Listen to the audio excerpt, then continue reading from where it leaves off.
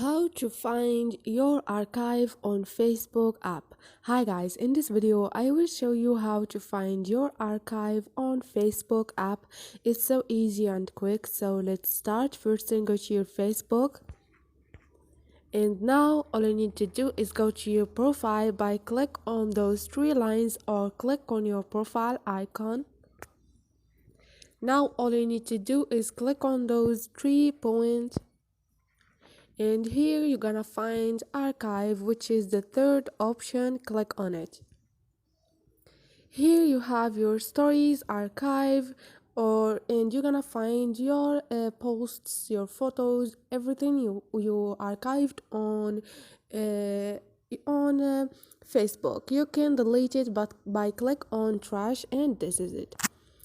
So this is it guys. Hope this video was helpful to you. If you like the video, don't forget to subscribe and like.